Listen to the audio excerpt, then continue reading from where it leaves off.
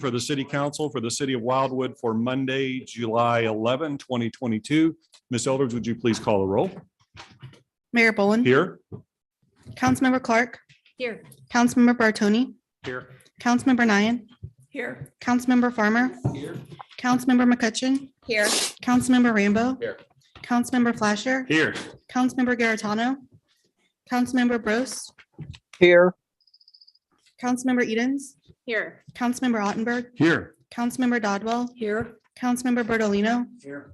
Councilmember Jaxi. Here. Councilmember Hopper. Councilmember Galani. Here. All right, excellent. Welcome, everyone. Good to see you. You've probably seen this on the, by looking at the work session agenda. I just want to mention we've got a number of, we got a lot on the agenda, number of things for the work session. So first is a presentation by our auditor to the council based on the relative to the 2021 audit of the city. Welcome. Please Are we good? Are we on? let the Yes. council know about the audit. All right. My name is Brandy Lawyer. I'm a partner at Reuben Brown that handles the audit for the city of Wildwood. Ted Williamson is the signing partner on the engagement. He cannot be here tonight, but he sent me to present the good news to you. And I know you have a packed agenda, so I'm going to make this as quick as possible. You have probably received the annual comprehensive financial report, huge. And then the auditor communications. I'm going to start with the auditor communications, fly through that, give you a couple things on the financial statements, and then see if you have any questions. First, before I get started, I want to thank Dawn and Steve for all of their hard work. It's not easy to have us as auditors come in once a year and ask a bunch of questions for a month or so on top of their day-to-day duties. And the audit goes seamlessly because of all of their hard work. So I want to say thank you to them. So if you have a copy of the auditor communications letter, I'm not sure, does everybody? Yes. Okay, perfect. So we've audited the financial statements for the year ended December 31st, 2021, and we have issued a clean, unmodified opinion on those financial statements dated June 24th is when we issued our report. Management is responsible for the selection and use of the accounting policies that are used in the financial statements. Those are going to be listed in footnote number 1 to the financial statements. No new accounting policies were adopted this year. We didn't change the application of any of the policies that were used from the previous year. There were no unusual transactions during the audit. There are some accounting estimates that are utilized and prepared by management that we wanted to point out to you. The first one is the depreciable lives that's used to calculate depreciation. Those are going to be based on the assets' estimated useful lives. The fair value of investments, which is based on quoted market prices, and the allowance for uncollectible AR is based on collection history and management's assessment of that. We do look at all the factors and assumptions that go into developing these estimates, and we feel like they are reasonable in relation to the financial statements. There are a few sensitive disclosures I wanted to point out that you might want to take a look at in the financial statements. Note 1, deposits and investments. Note 4, long-term liabilities. And note 8, the commitments and contingencies. On page 3, we did not have to consult with anybody outside of the engagement team for any unusual items during the audit. There were no difficulties. We are required to communicate with you if we have any misstatements, whether those are adjusting journal entries or past journal entries. We're happy to report there were no adjustments whatsoever during the audit, and that's a testament to Dawn's hard work and her meticulous bookkeeping.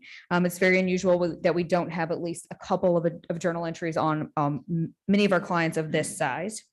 There were no disagreements with management. At the end of the audit, the management was required to sign a representation letter that's attached to the auditor communications. And there were no other findings or issues with the audit. Any questions on the communications? Any questions from anyone? No, go ahead. Okay, a couple of things on the financial statements. First, if you're going to look at anything, because I know it's a really large document, the management's discussion and analysis is the first item listed in the financial statements after the auditor's opinion. And that's going to be a high-level overview of the financial statements. It is written by management, so it's going to give you a great summary of all the fluctuations from year over year, so you can get a quick view of what's going on, because I know the document is a lot to take in.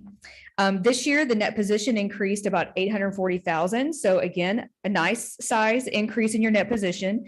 A lot of this had to do with still, taking a look at spending, making sure that's staying down, but also court fines bounced back this year in 2021 as the COVID restrictions lifted. There were more people out and about, so court fines went up, and then sales taxes bounced back to more of a normal sales tax influx now that the COVID restrictions have been lifted.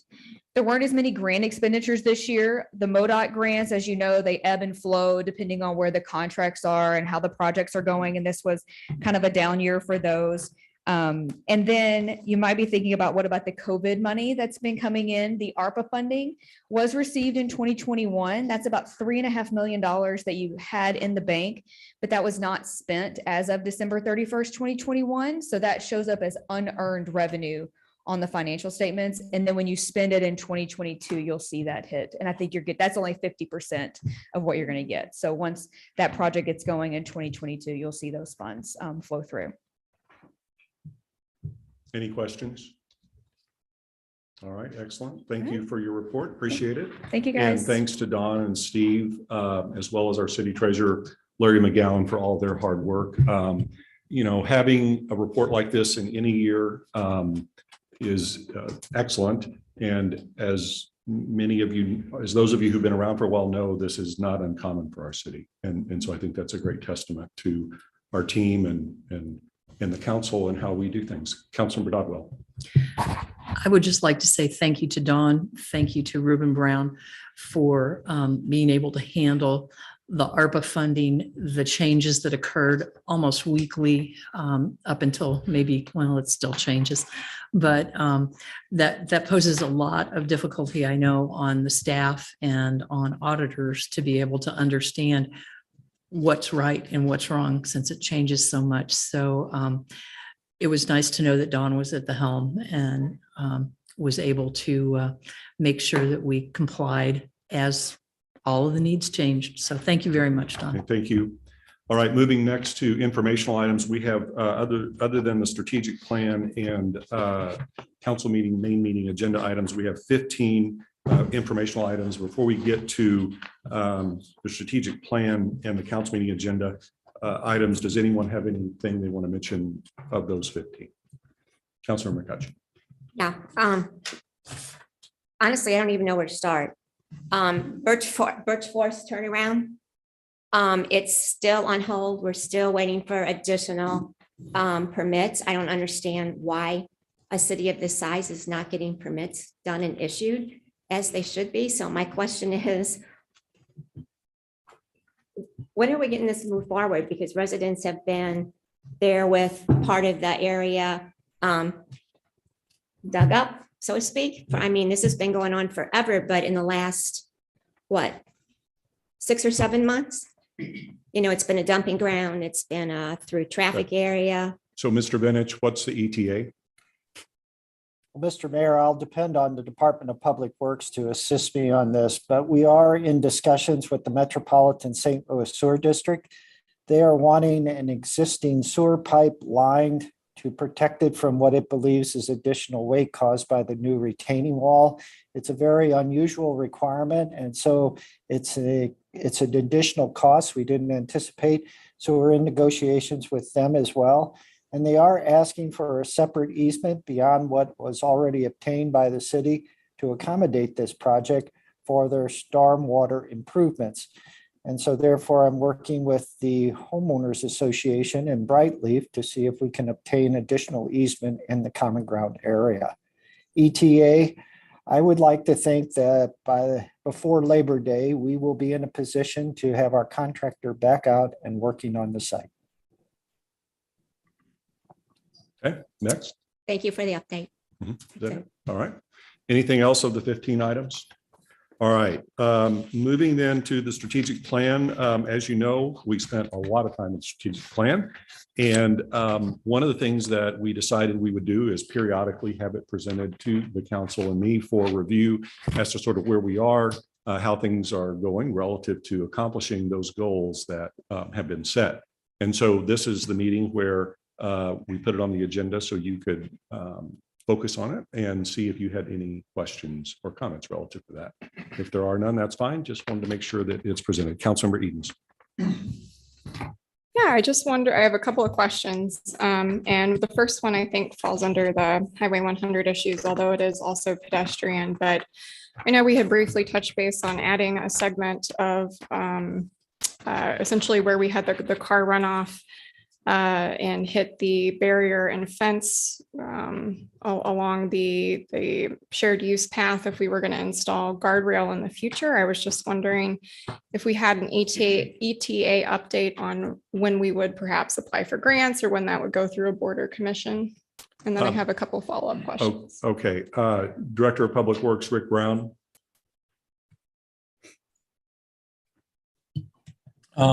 Yes, Mayor Boland, to be quite honest, we really haven't made any progress in moving forward with a project at that location. It could be considered, and I think maybe this is a good time to ask whether it should be on the strategic plan, quite frankly. So is it?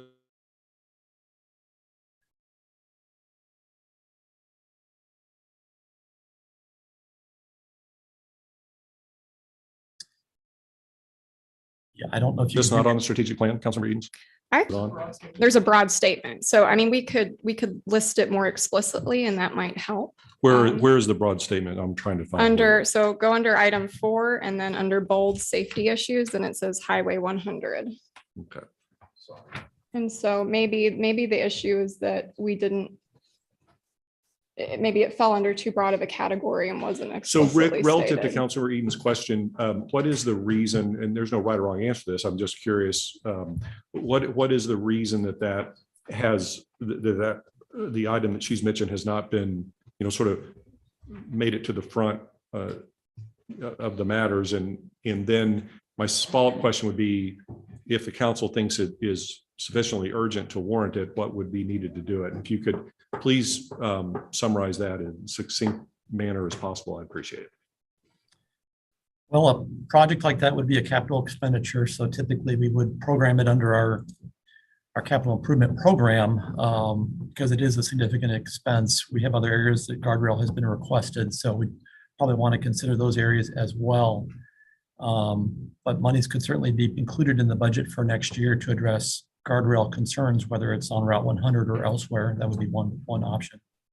Okay, so that helps. Before I make a motion to include it, I mean, I don't live in Ward 8, but I do walk that loop. I do enjoy it. And sometimes it feels a little, when you're walking that section, it does not feel like the distance between you and the highway is as deep as it is. And because we've already had a car veer off, in my mind, there's a documented issue.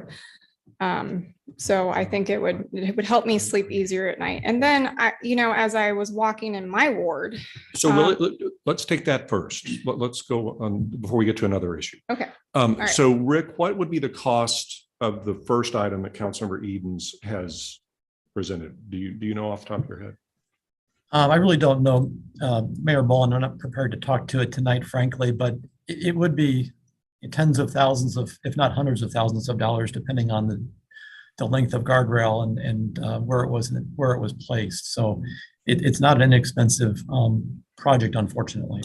Okay, that's fine. Okay. So I would recommend, just on the assumption that the council would not want to vote on this specifically as a strategic plan item tonight, since it doesn't have the amount, to have this on the agenda for the next meeting and give Rick time to get that number, and then the council can make a decision informed relative to the amount.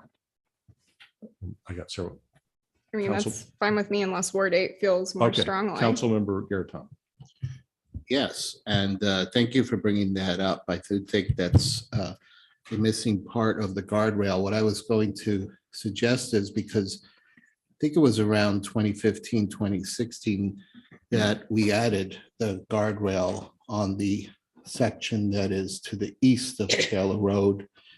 And that guardrail did come at an additional cost because it's not your typical guardrail. It's sort of, Right. there's a wooden component. So I think obviously figures will be more since that's probably 7 or 8 years ago. Okay. Councilmember, I saw two at once. Councilmember Jackson. I just wanted to add, Rick and I have had some conversation about a small section of guardrail on Allenton Road. He's done some work on that too. So how would you like to Let's take that just in a second. fold? Okay. Councilor Dodwell. I was going to ask if we could not, since we have just a very broad statement here of Highway 100 issues, could we get the potential costs for the guardrails, the potential cost for median improvements, the potential cost for pothole improvements that have been concerns of this particular council? I think I know we kept most of this as a somewhat general, but I think as we get ready to get into our planning season, starting in hopefully August, that we identify what those items are so that we can balance the budget appropriately. So potholes would be on Highway 100 a MoDOT responsibility. That's fine. Okay, but now we can pursue MoDOT for that. I'm not Mhm. saying, I'm not trying to Yeah. avoid the issue. Yeah. The median improvements, are you talking about aesthetic improvements or other? There were some aesthetic improvements that people wanted. There were J-turns. I know we haven't gotten all the J-turns identified yet. We've gotten most of them approved for this year's budget, which is good. But I just want to make sure as we head into budgeting timeframe that if there's anything else on Highway 100 that was discussed during this 5-year strategic plan or that has come up since then, that we clearly identify those Okay. so that we know what we have Sure. to deal with. So what I would suggest, since Councilor Edens has the floor, I think she has another issue. If you'll hold your items, council members Dodwell and Jaxie, let's Mhm. see what her next item is. And then then we can decide how we want to handle them. So what's your Okay. next one, Councilor Edens? Okay, I got another one, which is, I think it's been up for discussion before and wasn't a priority on costs, and I understand that, but the reason it stayed on the radar as a safety improvement in the future is because it is near Crestview Middle School, but in Ward 2 on Valley Road, there is a segment of sidewalk that's missing. And so if you want to go, I guess it would be northwest-ish, from Crestview, you cross Valley Road, not at the stoplight because that section of sidewalk doesn't connect, which is the safest crossing with the pedestrian signal. You cross at just a regular crosswalk. And so it would be nice if we could connect that very short segment of sidewalk on both sides. It connects all the way down on Clayton and continues. I would imagine this would not be a super cheap project, but I don't know. And the reason I say that is because the grade changes through there and there would be multiple private easements, but I would love to know if that's reasonable for the future to add to the strategic goal. Okay, so let me just put this out there for context. So the purpose for this being on the agenda, this being the strategic plan, is to look at what is in the strategic plan and whether that specifically has been accomplished. If we get into these other issues, which are important, that will inevitably affect a budget. Well, I wouldn't say inevitably, in all likelihood, affect a budget that has already been approved and raises a number of issues. So Oh, I'm not talking about hold on, let budgeting me for finish, next let me year. finish. So, right, okay, good. So what I'm I'm, not, yeah. yeah, so to Councilor Dodwell's point, I would suggest, now the Highway 100 railing, your first issue, I think we could get, if the council's in agreement with this, Rick, let's ask him to come back with a number for the next meeting and see where that fits relative to whatever amount has been budgeted for Highway 100 improvements, because that may be something that could be Correct. accomplished. But the Allenton Road issue, the median items, the potholes, the Crestview thing, I would recommend that we go ahead and there's nothing wrong with getting information from Rick as to cost and, likely time requirement to do it. But respectfully, I think putting those on the agenda for budgeting process would be better than doing them here. Well, I guess the problem is I can't get anything proposed or through a committee unless it's on the strategic plan. So I feel like I have to add it mostly to the strategic plan. There's a first. way to get it there. We can talk about that, but I don't think that's going to Okay. appeal that we'll wag the Okay, yeah, dog here. but just so you know, I'm not asking for 22 funding. I understand. just want something on the radar for future planning. Okay, so the Yeah. way to do that is let's start getting the numbers. So what I would suggest, Rick, if the council's in agreement with this, relative to the railing on Highway 100, That'll be on the agenda for the next council meeting because that arguably is encompassed by this plan. The other three items that were mentioned, if you could just send an email to the council about the amounts and what's going to be entailed in terms of timing for that, I think we can then decide what we want to do with that after we get that. That's Then kind fine. of stew on it, okay? Okay, I've got one last thing. Sure. What is Okay, that? so, and it's, I guess this is really more of a question for the Ward 7 council members, but I know there's certainly been a lot of discussion and thanks to citizens that are very concerned about safety in your ward about road improvements. And I'm just wondering if the language in the strategic goal reflects your goals. So I know at other committees, we've discussed whether or not the roundabout that's planned in the future is enough to improve safety, or whether there's some original design that requires a lot more funding that would connect a pedestrian tunnel, is something that we need to go back and look at again. And so if you would like to see that, I mean, you have my support on that, but I just want to make sure the language reflects the goals of the council on that. Are you comfortable, Councilmember Fleischer? with that? I mean, obviously, I would love for this to be higher up on the list, but I think overall, the fact that it's reflected on our strategic plan is a plus, and I think I'm satisfied with that. All right. Thank you, Councilmember Edens. Councilmember Clark. I had just a Well, comment. before, I'm sorry. So I didn't ask the council, just to close the loop. Is everyone okay with that approach relative to the items that have been mentioned thus far? Okay. Now, Councilmember Clark. Thank you. I had a comment about the strategic plan itself and asking if, like you said, how do we know how far along we are on these projects? If we could have something on here that just at least broke it down into we're 25% complete, 50% complete, 75%. Excellent idea. Without Mhm. objection, we'll add that as a column. Thank you.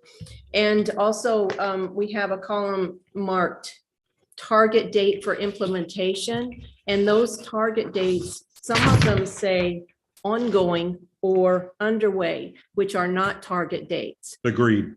So- We can include ongoing, but we need target dates. We'll add that too. Thank you. Thank you. Anything further on strategic plan? Well, the strategic plan itself, I don't think is specific enough. And each of these goals should be SMART. It should be specific. And we have a lot like Katie was talking about, that Highway 100 issues is more of a topic than a goal. So I think we need to relook at this and maybe make sure that we have headings for each group of items on here. So what I would suggest, without objection from the council, that you look at those items that bother you in that sense and send an email to Steve Cross. And if you want to copy everyone, that's fine. And have that examined from the perspective of whether it can be made more specific. Are you good with that? I'm good with that. Thank Is you. everyone else good with that? Okay. I saw a hand over. Councilmember Dodwell. I have two other questions. We have under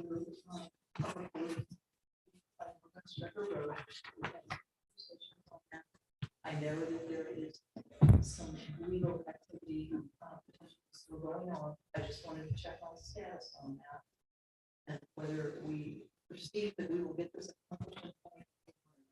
I don't think we know the answer to that yet. Okay. Sorry.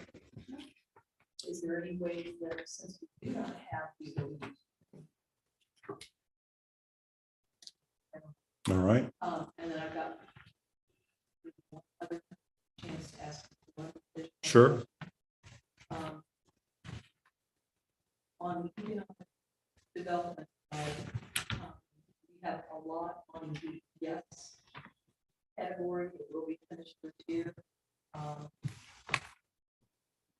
I'm sorry, thank you. I forgot to turn my mic on. Do we anticipate to have a report back from our new economic development / communications manager by September before we start working on our budget? I think that would be a reasonable request. Would there be any objection to that, City Administrator Cross? The Economic Development Committee will be meeting in August to go over these goals from the master plan and others. And so that'll be a time to address. He's absorbing Okay. everything right now. But I mean, conceptually, him giving a report to that committee and maybe the council as to kind of where things are Yes, on the, okay, that is reasonable. by roughly the end of this third quarter. Mhm. Okay. Right. Okay. Councilor McCutcheon. Oh, sorry. Yeah, I just kind of like an update. I don't know. We had talked about under Public Works, having a stop sign or a stoplight, put it at 109 in Babler Elementary.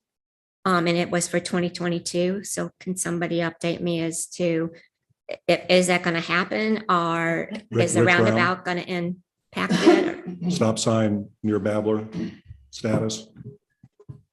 Yes, thank you, Mayor Boland. The best I can suggest is we are getting ready to, we are actually getting this, we are starting our traffic study of the Route 109 corridor from BA South down to Clayton Road, which includes that area of the school. And the intent with that traffic study was to address some of those concerns within the corridor, namely how to best handle traffic in and out of the elementary school, whether a signal is needed there or not, and how future improvements need to be designed to best accommodate traffic in that area of the corridor. So that study is just starting now. It should be over in a couple months. And I think with that study, there would be some coordination with the Rockwood School District relative to that issue. So that was my thought, was to try to address it through that traffic study, and then bring that up with the school district as is appropriate. Do you think that'll be resolved before school starts in August? Probably not, No. given that we're now in July and he says it's going to take 2 months for that report.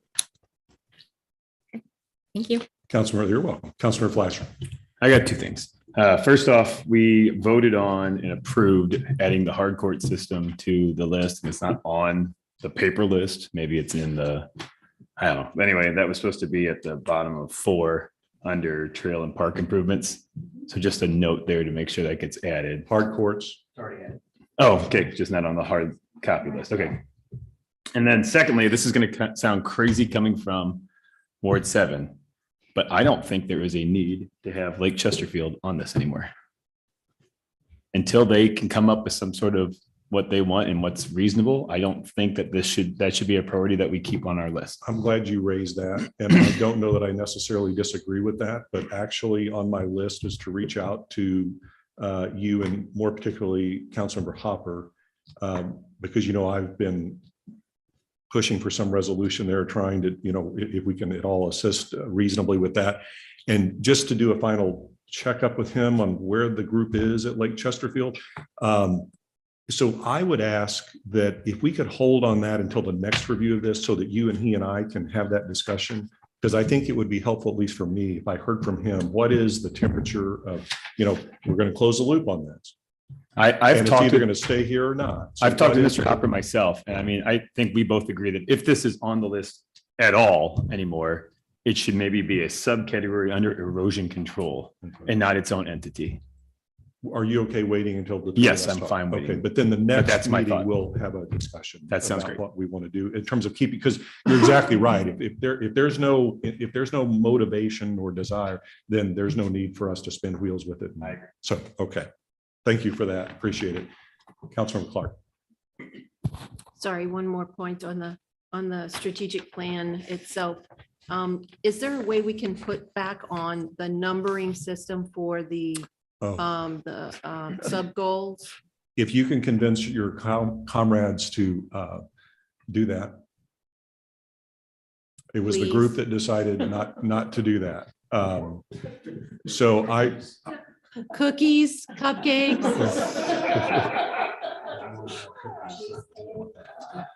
and unfortunately, we just don't have time, I don't think, for that discussion tonight. And I'm not saying I disagree with that suggestion. I just remember the debate on it and the vote on it.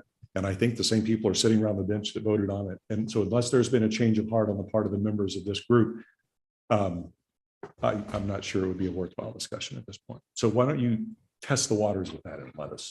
Thank you. All right, you're welcome. Anything else on the strategic plan?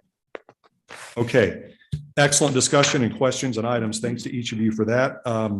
Moving next to agenda items, you may have noticed that we have five, I just wanted to bring this to your attention, five resolutions that relate to ARPA requests that are on the main meeting agenda. They concern the ARPA grant program specifically for the Cox Creek Triple Meander Detention Repair Project, the Evergreen Forest Streambank Stabilization Project, the Cox Creek and Highlands of Chesterfield Streambank Stabilization Project, the Cox Creek and Wildwood Meadows Streambank Stabilization Project, and last, the Bonham Creek and Community Park Streambank Stabilization Process. You may have noticed, or I'm sure you did notice when you looked at the agenda, that I put these under the consent agenda. My thought for this was that we would in all likelihood want to pursue the grant request for this. If anyone, as with anything on the consent agenda, if you disagree with that, you're free to ask that it be removed from the consent agenda in the main meeting. We can talk about it. But I thought at this point in the work session, what I would do is ask Rick Brown. I mean, I think they're self-explanatory, but Rick, did you have anything you wanted to mention relative to, or Joe, the five ARPA requests, grant requests? Thank you, Mayor Boland. I don't know that I have anything in particular, although I think you should be hopefully familiar with these improvement projects.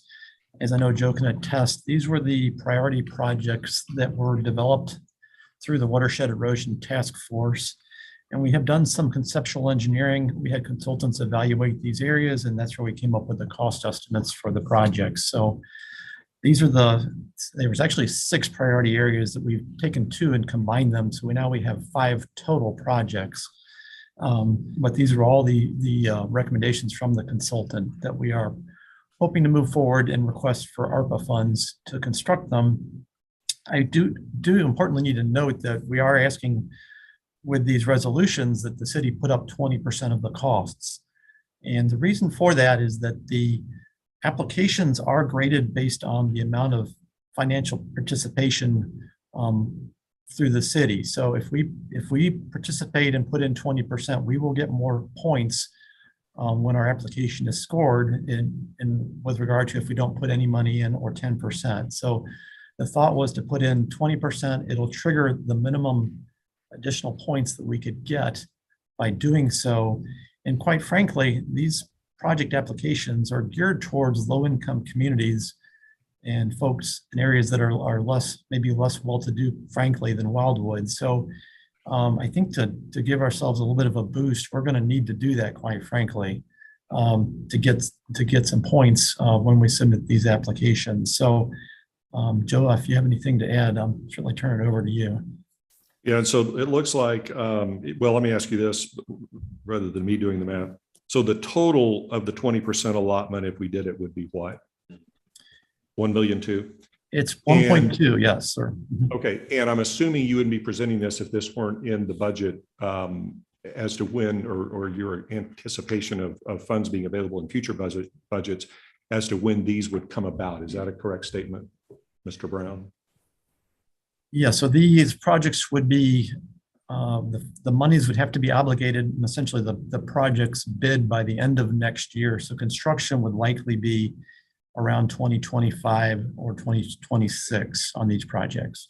Okay, and then my last question, and thanks to the council's indulgence here, my last question is, and I'm not asking whether we would want to do this, I'm just asking, is it possible, let's say that based on budgetary considerations, the city council would decide that, okay, we get all 5 of these granted, but for whatever reason, we've decided we only want to do 3 or 4 of them. That's possible, is it not? I would think it is possible. I don't know that we are bound to accept the monies if we are so fortunate, frankly. I can certainly check on that to be sure. That's all right. I think you're right on that. So, Mr. Vinich, anything you want to add in addition? Yes, Mr. Mayor, and thank you for recognizing me. Both Mr. Cross, Mr. Brown, and I did have a discussion about the cost estimates that were provided by the consultant team. And we did do an inflation factor, just acknowledging the current economy, what's happening with regards to the price of construction materials. So we tried to take into account all factors so that if we are awarded the grants, we have a true cost in mind. Thank you. Thank you. Any questions from any member of the council on the ARPA, the 5 ARPA grant request? Okay. Thank you for your indulgence on that. All right, moving to action items. The first is response to comments from the council meeting regarding 162 and 210 Strecker Road in Ward 4. Mr. Benich. Thank you, Mr. Mayor. Mr. Mayor, members of City Council, as you recall, at the June 13th meeting of City Council, there were questions raised about the Special Circumstances Overlay District and its impact on what would be considered property maintenance items or other activities. The department reviewed the video from that particular meeting and tried to address all the items that were identified by the speakers. Tonight, the department is presenting its response, and it's asking the City Council, did the department miss anything? And if it did, what did it miss? And we'd be glad to address it. Thank you. Okay, thank you. Are there any questions for Mr. Benich relative to that item? All right. Thank you, Mr. Benich. Moving next to from Planning and Parks, the engineered plans for the hard court facility in Community Park. Mr. Benich. Thank you again, Mr. Mayor. Mr. Mayor and members of City Council, at the Planning and Parks Committee meeting that was held in June, the engineered plans and bid specifications for the hard court facility in Community Park was presented to the members. The members endorsed the design that includes 4 pickleball courts, a tennis court, and the tennis court is convertible to 2 half-court basketball areas. The cost is estimated at just under $400,000.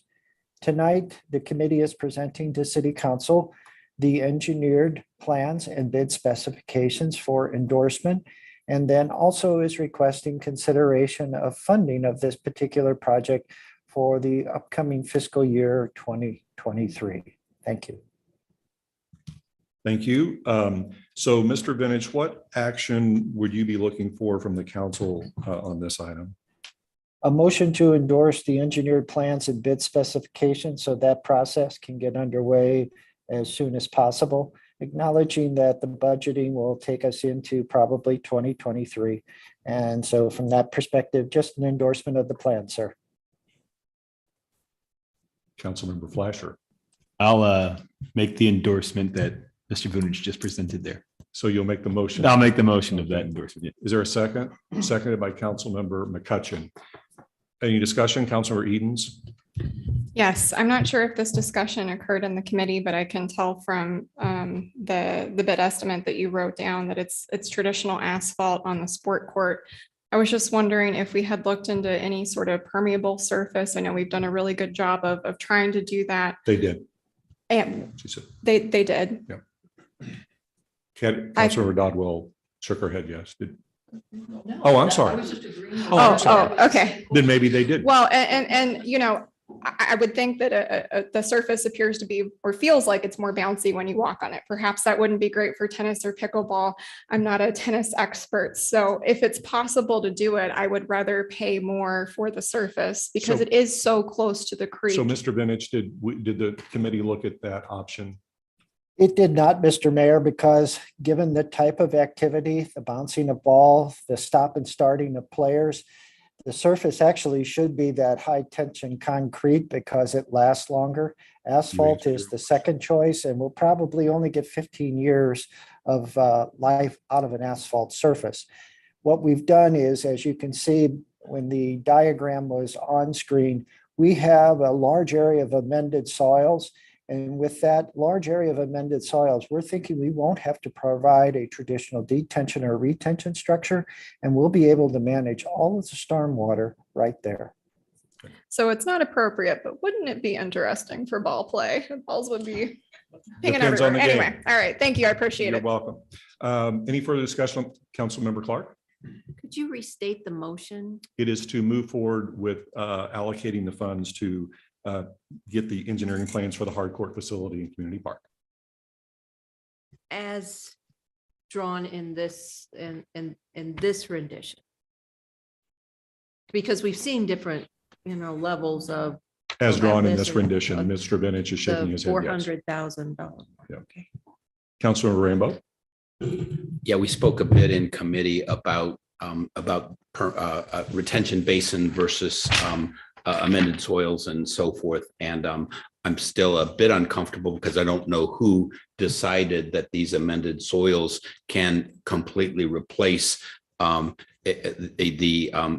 idea of a retention basin or the current natural system that is there in a already stressed watershed. So Joe, do you have that information?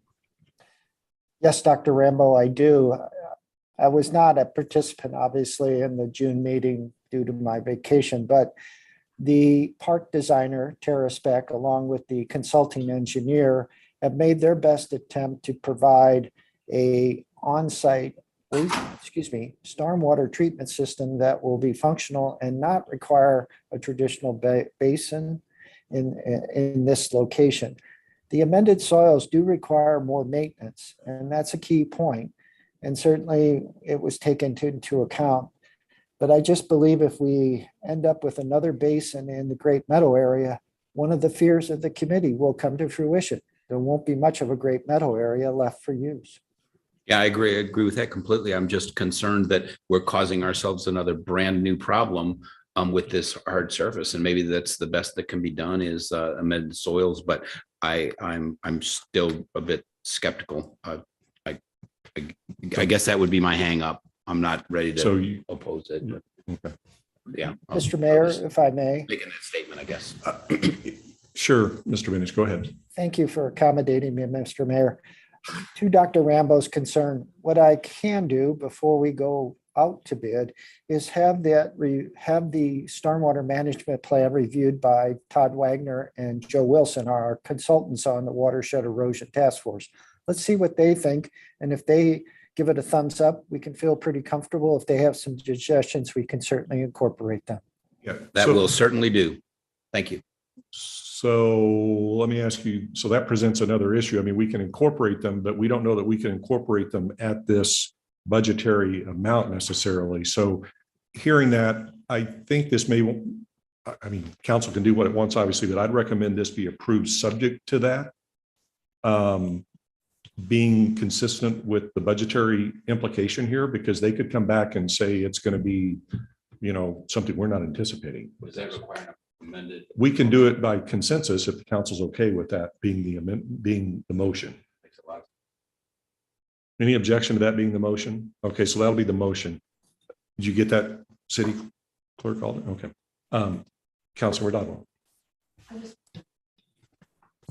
I just wanted to ask, can you please give us a description of what an amended soil is? Well, as best as I can describe it, Mr. Brown's got a smile on his face, so maybe I should let him do it. But it is a special type of soil that is absorptive, and there is a base associated with it. So the intent is to almost act like a detention, but it's just a grassy area that absorbs water well and detains it in its profile. And Mr. Brown, did I get close? Anything further, Councilor Dodwell? So you're saying that that would retain grass in the area so that our residents could still enjoy the property there and do those kinds of activities like foosball, Yes. et cetera. Yes. Very much so, ma'am. It's intended to not be noticeable, quite frankly. You're welcome. Okay, any other discussion on what is now the main motion, that it's approved subject to Councilmember Rambo's item being vetted, and as long as that doesn't result in an increase in the budgetary. If for some reason that does change, but we would still be able to vote. It doesn't just. It would need to come back to the council for final vote. Any further discussion? See no discussion, all in favor of the motion, please say aye. Aye. Any opposed? Any abstentions? Motion carries. Last item before executive session, change order for NB West Asphalt. Mr. Brown. Thank you, Mayor Boland. This item pertains to our annual resurfacing project. You should Recall earlier in the year, you approved a contract with NB West to do our annual citywide resurfacing project. That was bid in February. NB West bid was for the amount of about 589,000, which was about 300,000 below the second low bidder, which was Pace Construction at the time. I wanted to point out on most MoDOT jobs and some federally funded projects, there's a MoDOT specification, which is an asphalt cement price index specification. And the idea is to allow bidders to take out the risk of potential price increases due to the price of oil when they bid a project. Quite frankly, we did not incorporate this specification on our project this year. We typically don't see the volatility in the price of oil that we've seen in the last several months for sure. So when this specification is included on the project, essentially the bidder will bid the price of those items, mainly asphalt cement or resurfacing. Rick, we're getting down in the weeds here. What is it you're looking for the council to do? And we'll backtrack into what we need to. All right, I will cut to the chase, Mayor. Yep. So I'm asking you, the council, to approve my recommendation. Essentially, the recommendation is to execute a change order with NB West that would implement this asphalt cement price index specification. And the cost of that change would be $32,271.50. And that is the not to exceed amount. If we get this approved, we can do it within the current contract amount that was already approved by the city council. And what would the implication be if the council doesn't do that? Well, NB West has approached us and asked us to consider this change order to their contract due to the volatility and increases in prices.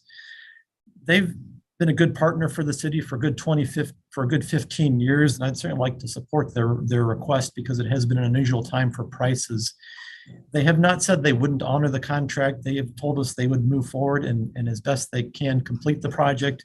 But I do feel like in the future, they would certainly try to make up for it potentially with their pricing relative to our project. So I certainly would like to favor their request.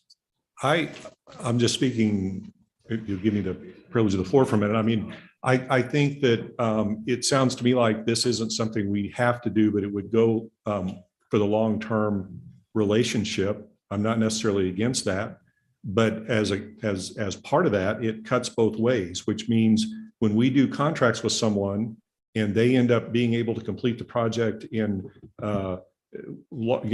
significantly under what they bid, I think we should, if we're going to go down this road of being corresponding in one way and acting in one way rather relative to a request to change a contract. My point is that cuts both ways when the situation is different. So with this particular contractor, have we had one of those to date yet? Mayor Boland, I don't know that I can point to a specific instance where we've had one in our favor, but I certainly have found NB West to be one of our better contractors. And I wouldn't have recommended this if I didn't feel like they didn't perform very well for us, frankly. So Okay. Under the partnership spirit, I think it's a good thing to do. Okay, and I get that. And I'm not speaking against that. I'm just saying that, when you start having hundreds of thousands of dollars of a contract that you then start changing upon request, that can be a slippery slope. And I just want to make that up. Councilor Bertolino. Yeah, I would like to move that we accept the Public Works recommendation on this and grant the additional cost. Okay, we have a motion and a second from Councilmember Bartoni. Any discussion on the motion? I'm sorry, Councilor Bertolino. Yeah, at our meeting with at the Public Works, admin Public Works, we did say that this would be a one-off, right, Rick? That they can't come back later in the year and say, hey, there was another increase, give us more. It's a one-time thing. I understand it. Yep. Councilor Eden, you had your hand up on the motion. Yeah, I was just going to make the motion or second it. And just to restate for the public, we have already had an instance this year where we have had a contract terminated by the contractor because of increased costs. So in my mind, while there's some good faith negotiation in this, and yes, they've been a good partner, it is very possible that they would come back and terminate the contract because they can't keep up with the costs. And so I'm trying to prevent that because I've just seen it happen recently. I don't know that they can do that in this case. regardless, it's Councilmember Clark.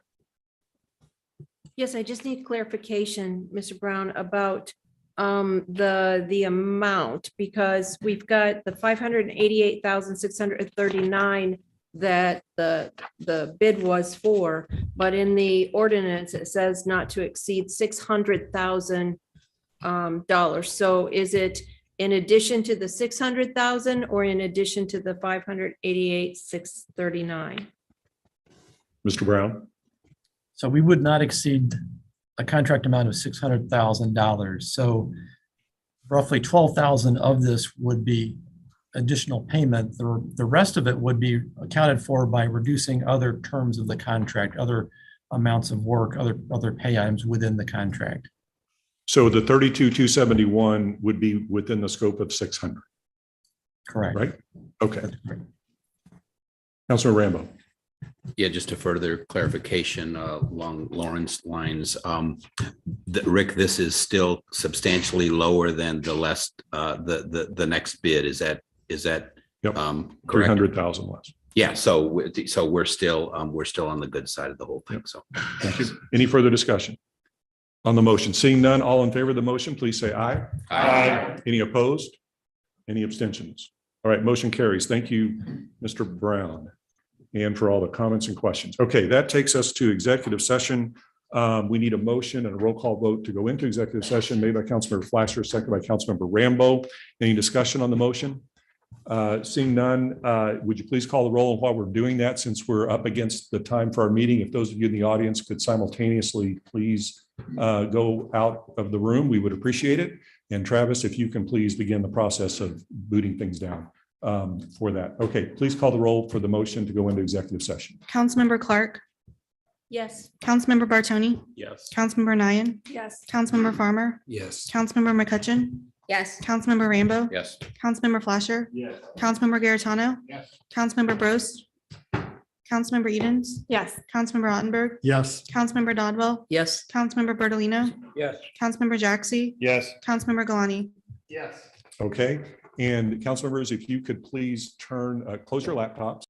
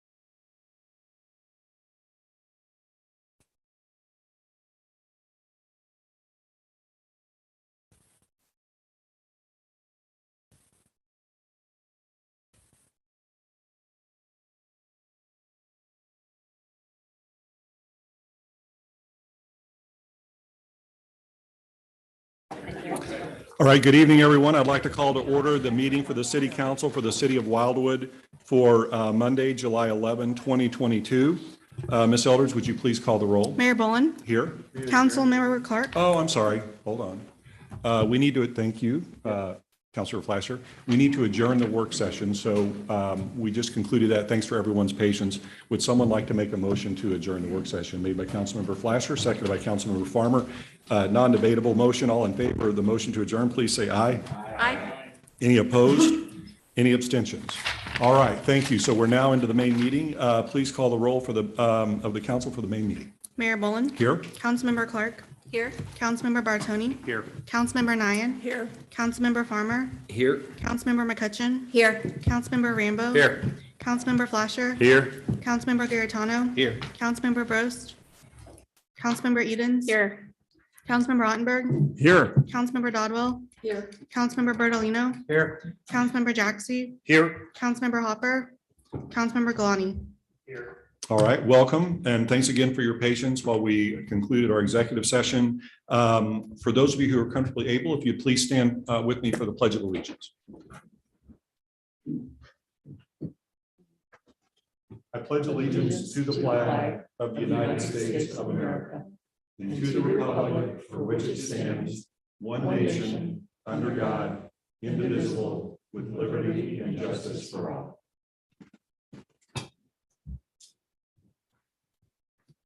Okay, the minutes are on the consent agenda, so that takes us into public participation. I just want to mention a few things about it before we begin. This is a valuable component of our meeting. Anyone who wishes to speak must complete a speaker card and provide it to the city clerk, who is seated to your left, or if you're joining us electronically by using the raise hand feature. When your name is called, please state your name and ward. To ensure that all who wish to speak have the opportunity to do so, there is a 5-minute time limitation, and I will let you know when that time limit is reached. If you have any handouts for the council, please provide those to the city clerk at this point before you approach the podium so she can distribute those. If anyone has any questions of us, please mention that during your remarks and notify that the official that you would like to respond. That official will make note of it, and at the conclusion of public participation, any official who chooses to respond will have 3 minutes to do so as to all questions directed to that official. The official may choose to respond to your questions after tonight's meeting. We may also post any responses on the City Council page of our website. Finally, please be respectful to others in making your remarks.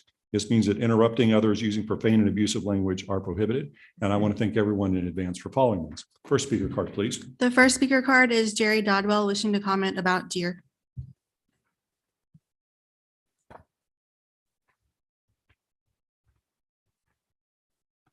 Yes, my name is Jerry Dodwell. I'm in Ward 4. I just wanted to talk about the deer overpopulation. I know that the city has talked about it for years. You've had a committee that has discussed it over and over and over again.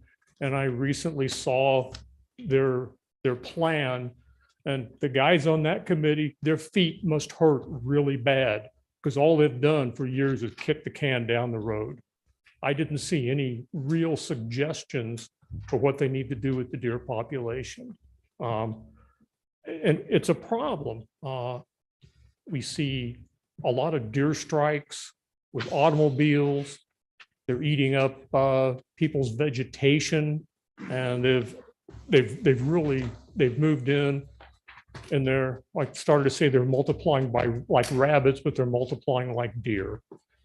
And I have no idea what the current numbers are now, but I do know that we've got a whole lot more deer than we need per acre or hectare, or however their populations are measured. We need population control. And I would suggest citizen hunters allow people to take deer in on their property and on their neighbor's property.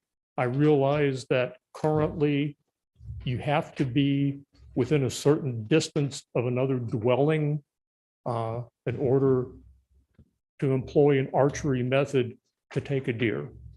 I would say suspend that. And if you've got a deer in your yard, you can take it. If it's in your neighbor's yard and you get their permission, you can take it. And I would suggest archery methods. I don't think anything that goes bang has a place certainly in a suburban or an urban area. But we could work with the conservation department, and because I know that they do allow farmers, I don't know if we have any actual farmers in here, but I've talked to farmers before who the conservation agents come out and say, shoot them. They'll provide them with spotlights just to thin the population. I don't suggest we go out with spotlights at night and shoot them. But there should be some kind of an agreement reached where we could take these deer where they reside. I know there's a bunch of deer and populations in the various parks around. It's not going to do me a lot of good living in Ward 4 if you decimate the deer population in Babbler State Park or out at Rockwoods Reservation. We need to get the ones that are in our subdivisions out of our subdivision. And again, I'd be more than happy to take deer out of my backyard or my next door neighbor's yard. And if you want to do, I know there's been talk of having professional hunters, as long as they're controlling the population throughout all of Wildwood, that'd be fine. But if all these guys want to do is sit out at Babbler Park or out in the country someplace, it's not going to do me any good where I live. Thank you very much. Anybody have questions for me? Well, this is just a time for you to speak, not a time for question and answers. So, Okay. but thank you so much for Okay. attending. Thank You're you for welcome. having me. You're welcome. Next speaker card, please. Next speaker card is Keith Piontek wishing to comment about the SCOD.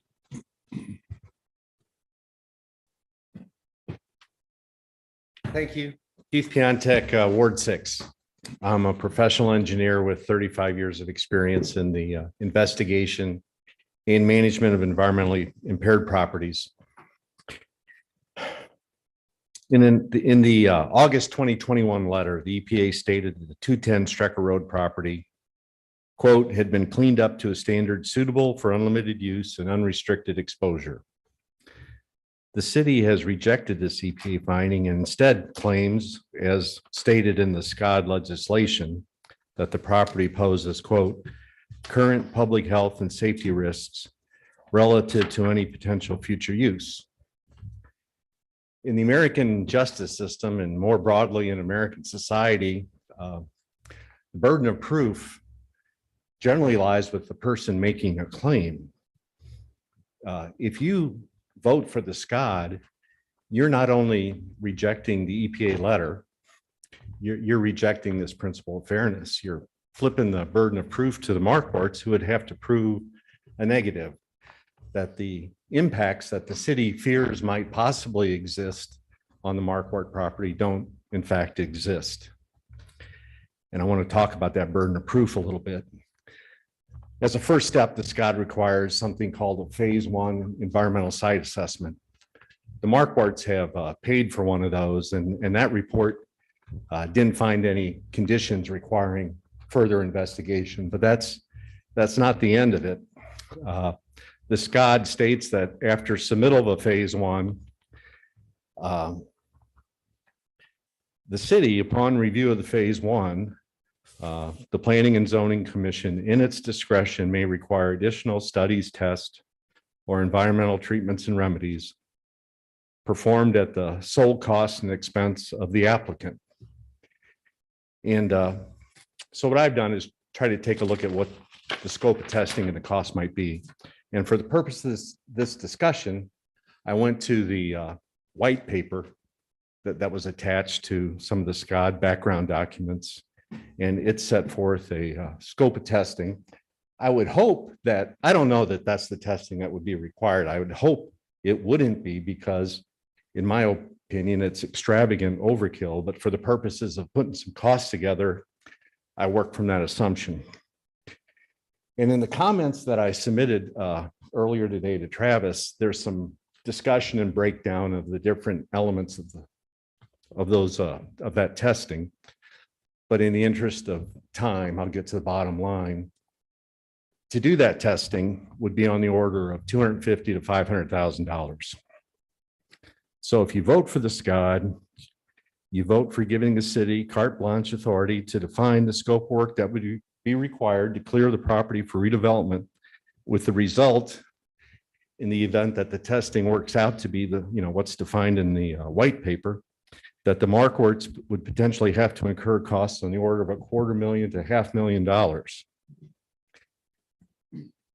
Does that sound like something you really want to do? And I think there's a way to get rid of some of the uncertainty as to the testing that would be required. So the Markwarts submitted the phase 1 report to the city, and it's my understanding he requested a meeting with the city to discuss the scope of testing that would be required to get to a point where the city would concur with the EPA and the Missouri Department of Natural Resources that things have been addressed satisfactorily. Such a meeting would have a number of benefits. The two parties could share concerns, they could share reports, technical information, and hopefully get to a point where the two sides are working from the same set of facts. And hopefully that would include the correction of some errors that have marred some of the city work products that have been generated on this issue. But the Markwarts would learn what scope of testing the city has in mind, and if it's within reason, I believe they'd be interested in proactively conducting that testing. There's no guarantee, but there's at least a possibility that they'd agree to do the testing cooperatively, expeditiously, and eliminate the need for the SCOD.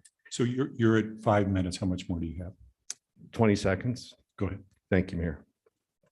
Wouldn't it make sense to exhaust that possibility before resorting to a burdensome institutional control like the SCOD?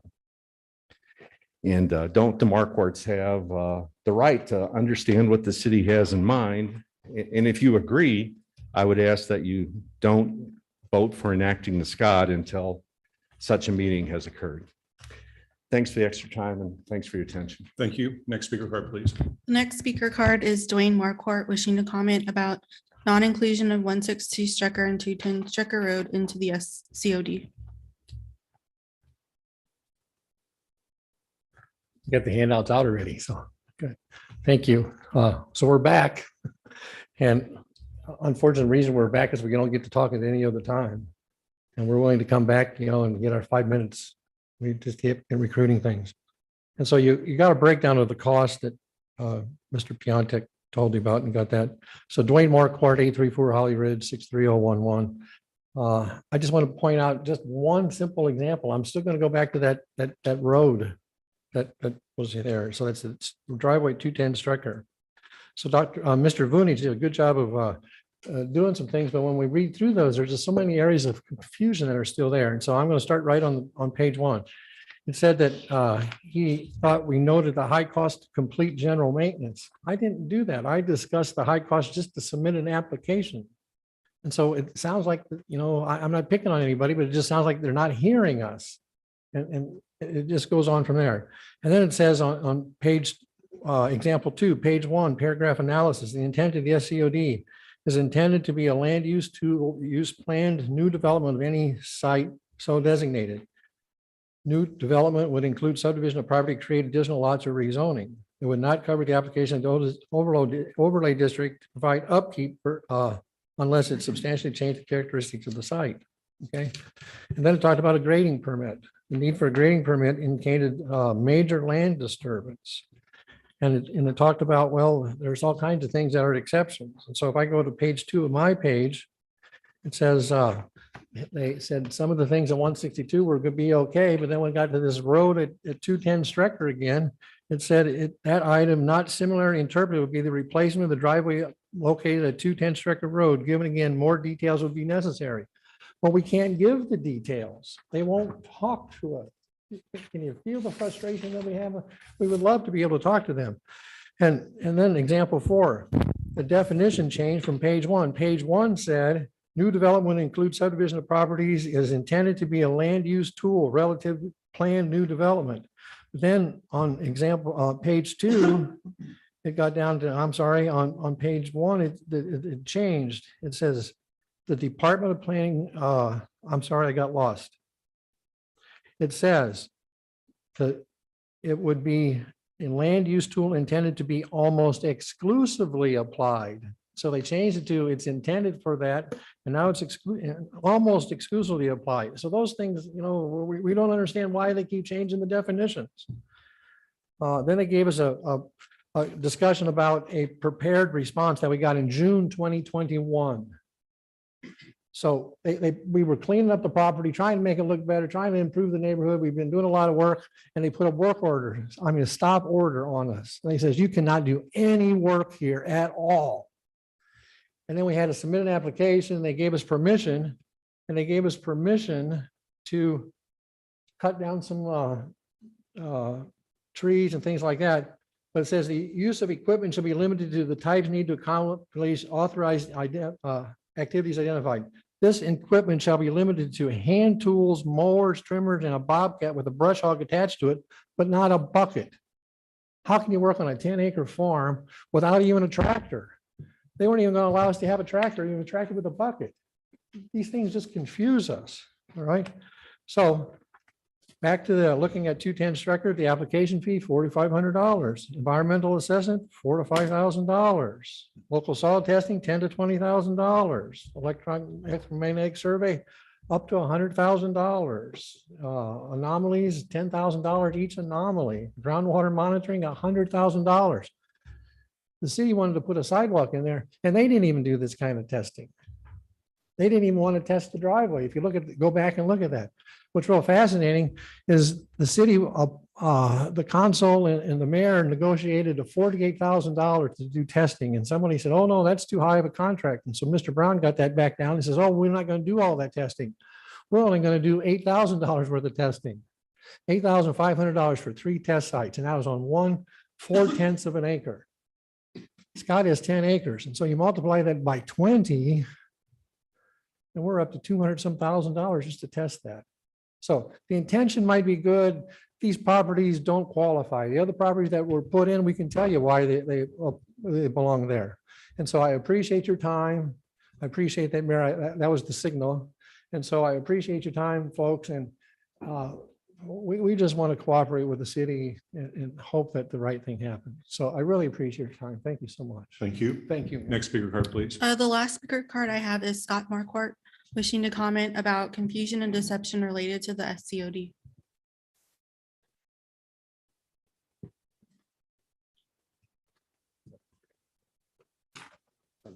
Great, thank you. Good evening again. As you are aware, my name is Scott Marquardt. I own the property at 162 Strecker Road, and I again am here regarding the SCOD legislation on tonight's agenda.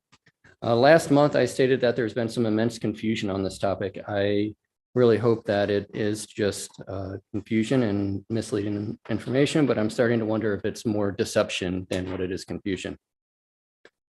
Later that evening last month, Mr. Bunich provided you with more inaccurate information. He told you that the SCOD is a tool for new development, and he continued in that quote, and if I'm incorrect, Mr. Young, correct me now.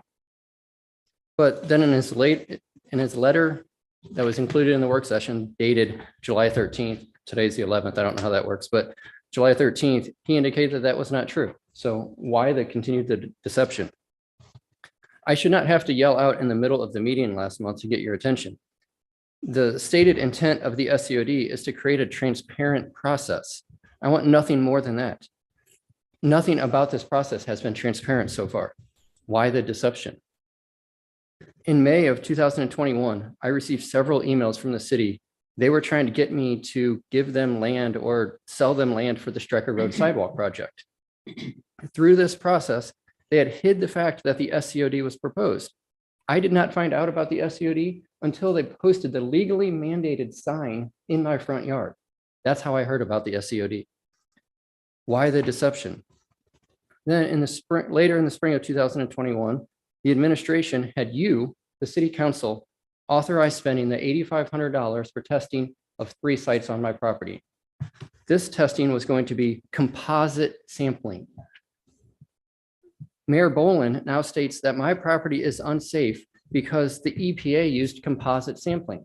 Why is composite sampling okay for the city of Wildwood to perform, but not okay when the EPA used it? Why is there this deception? I was required to file an application for a grading permit to do maintenance of my property, as my dad just spoke about. I was only granted limited authorization to do land disturbance. I'm sorry, limited authorization, and land disturbance was not allowed. I'm not allowed to repair my gravel driveway. The SCOD is not supposed to restrict maintenance of my property. But again, why the deception? At a P&Z meeting in June of 2021, Mayor Boland discussed the white paper and stated that the white paper proves my properties are contaminated. This property is unsighted, has no authors listed. So I asked, where did this paper come from? Who were the authors? Among some other questions. Mayor Boland responded that there were several individuals involved in creating this document, including an expert retained by the city. Sounds way overly vague to me. I don't know what you have to think about that. But he later accidentally disclosed that he was one of the main authors of this document. They still won't tell me who the expert was. But what are they hiding? Why the deception? At the June 2021 Mayor Coffee event, Mayor Boland responded to me saying that he'd be happy to talk to me about my property after the meeting when I requested that with him. Then in private after the meeting, he told me that he would need to consult with John Young first regarding several legal matters. After several weeks and several requests, I was told that he was unable to meet with me. Why the deception? Later, the next month at the coffee meeting, I again asked him if he was open to speaking with residents, since he refused to meet with me. He said that was the purpose of the coffee event and abruptly ended the meeting. Then I was shocked a few minutes later when I was leaving and he assaulted me in the parking lot. Came outside yelling at me to never disrespect him like that. He stated that there are legal matters and he will speak to me when those are resolved. He then threatened me. He stated, I will make damn sure your family never gets what you want. Is that what this is all about? Now, onto that legal matter. I'm not aware of one. I asked the mayor and the administration, what is the legal matter? And I was told that I need to submit a records request.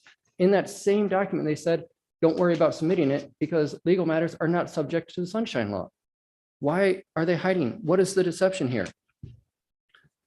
In June of 2021, Keith Piontek, who just spoke, found a critical error in a report Geotechnology produced for Wildwood. Geotechnology was willing to speak with Keith regarding this potential error. The city of Wildwood denied authorization for Geotech to talk to Keith. So Mr. Markwart, you're at 5. How much more do you have? I can wrap it down in 20 seconds. Okay, go ahead.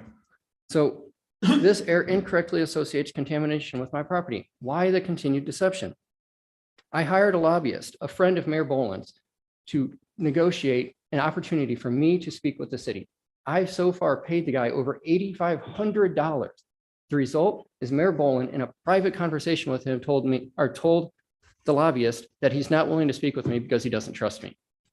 I don't know what trust has to do with this SCOD, but I'm looking for clarification on this. I ask you to please demand the department meet with me and environmental experts to clarify what I hope is confusion rather than outright deceit. Thank you for your time. Thank you. Next speaker card, please. I don't have any more speaker cards. Travis, do we have anyone online? No. All right. So thanks to each of you who came this evening to speak. Under appointments, we have reappointments. They're on the consent agenda. We'll get to momentarily. We have no public hearings and no second reading. So everything we do this evening will be a first reading. And the first is Bill 2709, and it concerns Ward 4. Is there a motion for the first reading of the bill? Made by Councilmember Farmer. Is there a second? Seconded by Councilmember Bertolino. All in favor of the motion for first reading, please say aye. Aye. Any opposed? Any abstentions? Ms. Eldridge, please read Bill 2709 for the first time. Bill 2709, an ordinance of the city of Wildwood, Missouri, amending the boundary of the Special Circumstances Overlay District, SCOD, by including therein a single legal lot of record being identified herein as 162 Strecker Road, with said action being consistent with the letter of recommendation completed and submitted by the Planning and Zoning Commission dated April 4th, 2022, first reading. Okay, and so Mr. Benich, as you know, this was postponed from the last meeting. We've had a lot of testimony and discussion about this. Do you have anything new to bring to the attention of the council relative to Bill 2709? Mr. Mayor, I do not. But again, Mr. Mayor and members of the city council, if you have some questions, I'm sure Mr. Young, Mr. Cross, and I would do our best to answer them. Thank you. Thank you. Are there any questions for Joe relative to 2709? Councilmember Dodwell? I realize that you guys, Mr. Vunich and also Mr. Cross had provided the said owners of this property with a document of listing out activities that they would have to comply with in order to move forward with the changes and upgrades that they wanted to make to the property that they purchased. What actions and activity have you taken to reach out to said owners to schedule said meeting so that they can have that discussion? Mr. Benich, you want to respond to that, or Mr. Cross? Mr. Mayor, my preference would be Mr. Cross respond. Mr. Cross?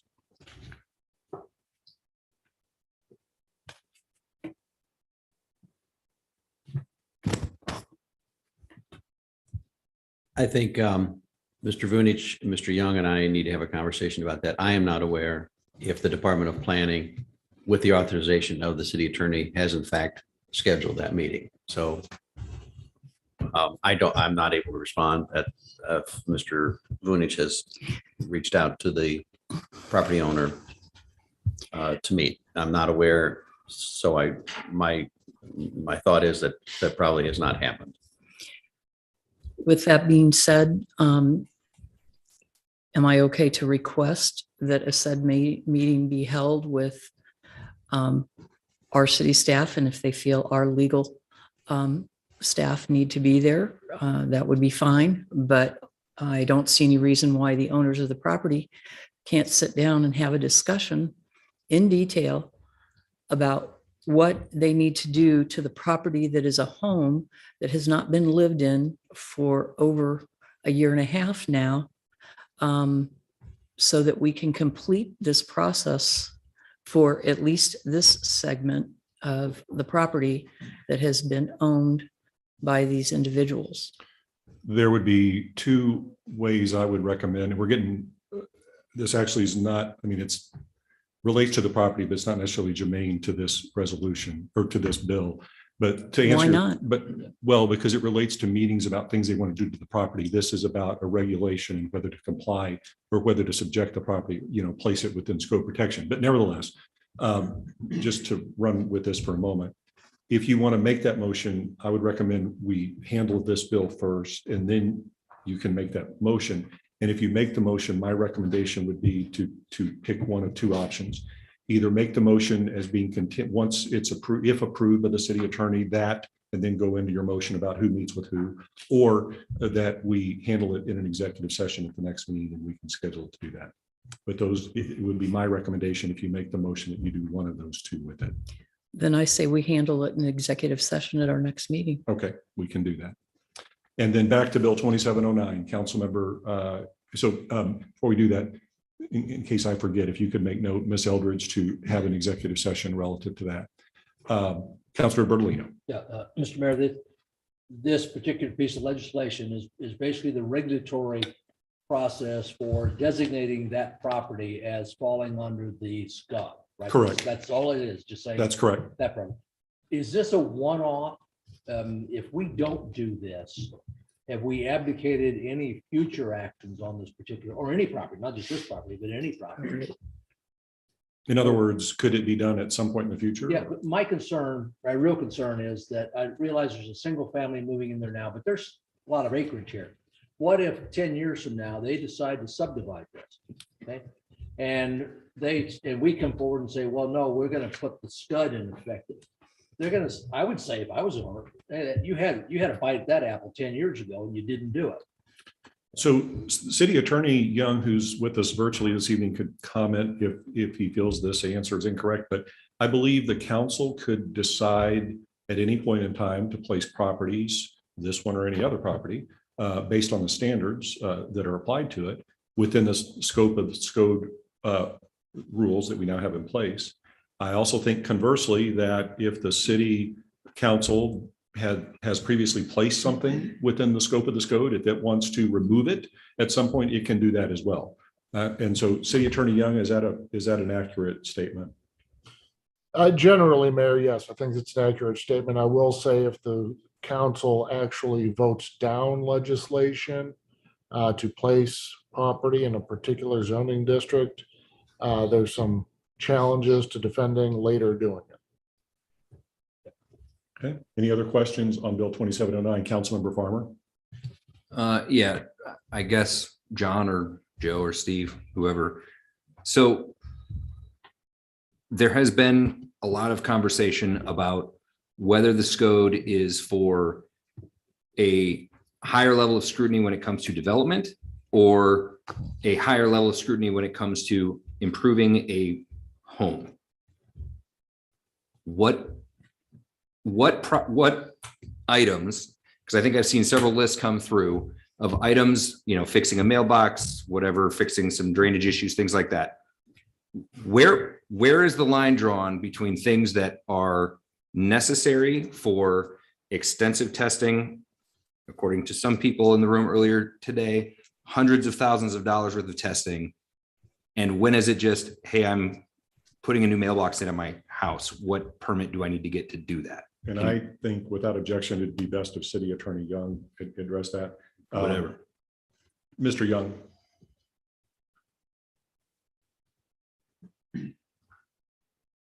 Thank you, Mayor.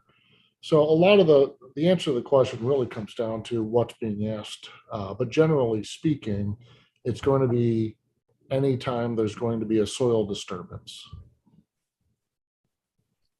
Right, but a soil disturbance could be planting a garden. A soil disturbance could be putting in a swimming pool. Is it any level of soil disturbance?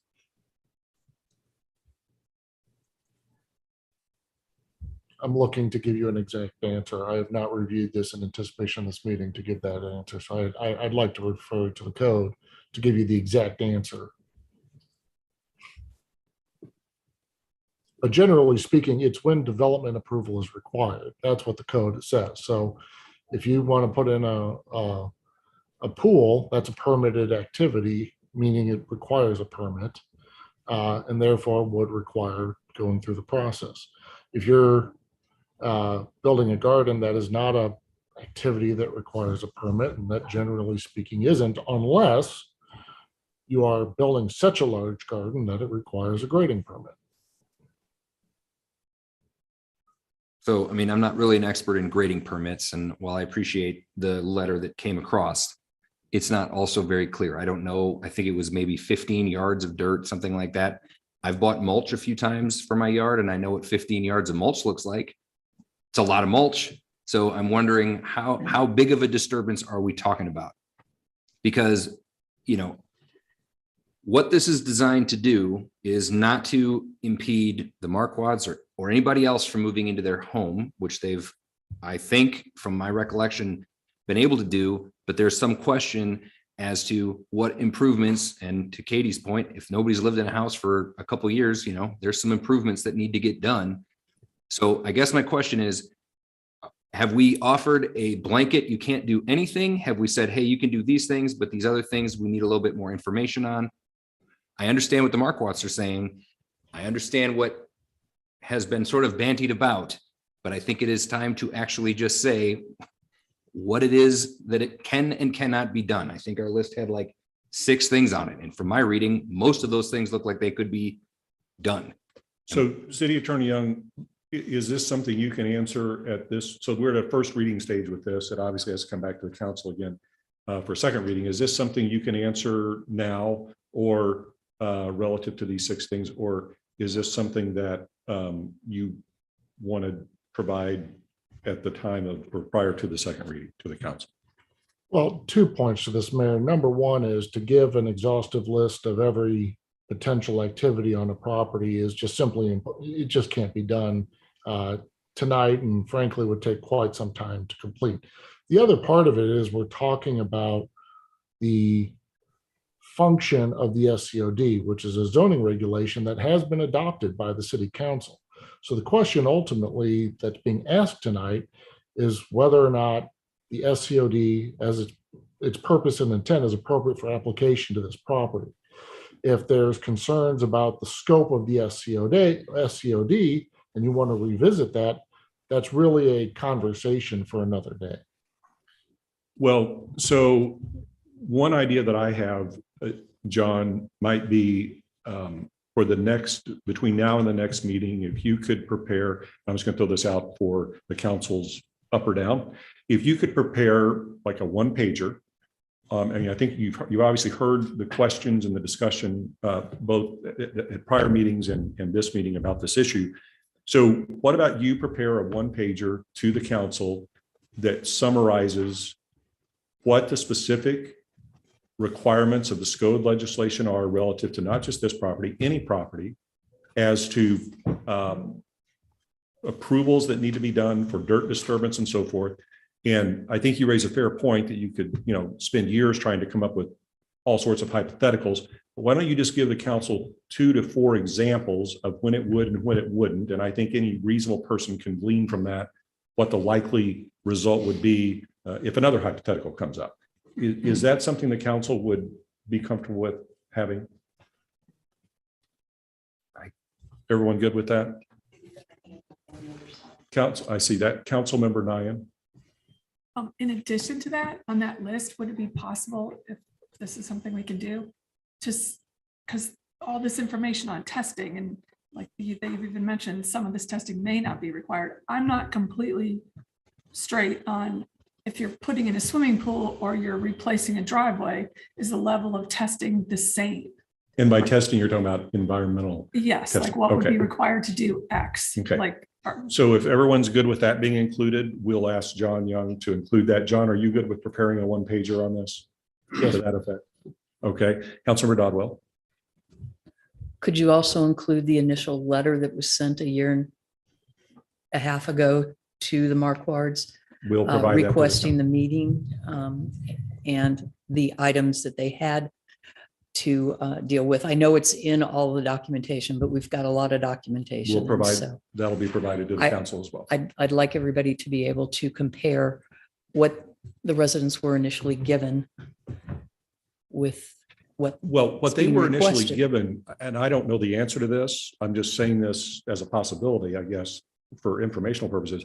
I don't know that they were given a list of what they would need to comply with relative to SCOD, because that's a different issue, but we'll get that letter to you. We're just talking about the SCOD right now, but okay, Councilmember Bartoni. So there, we're kind of talking about, the SCOD's more about development of a property, the way I understand it. But is there anything in place right now that prevents them from moving into the house? City Attorney Young.